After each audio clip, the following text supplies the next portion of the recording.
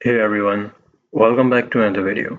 In this video, we'll compare ProtonMail with iCloud Mail. So which one is better and which one is best for you for a secure and reliable email provider? So let's get right into it.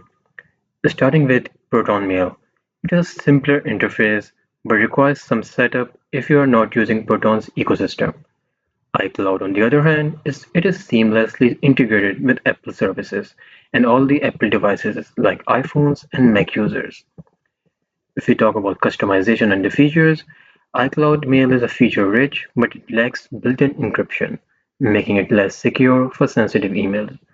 On the other hand, if we talk about Proton Mail, it offers all end-to-end encryption and self-destructing emails, and also anonymous sign-ups for maximum privacy. ProtonMail also offers free plan which includes 500 MB of storage, while iCloud on the other hand it offers 5 GB of storage which can be shared on all devices across the app.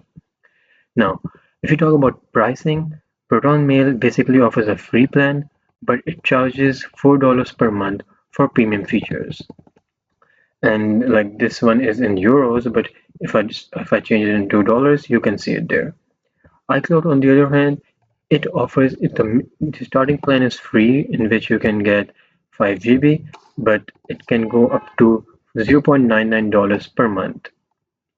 So, if you need a top-tier privacy and encryption, go for ProtonMail. But if you want seamless Apple integration and more free storage, iCloud and Mail is better. I hope this video was helpful. Thank you so much for watching.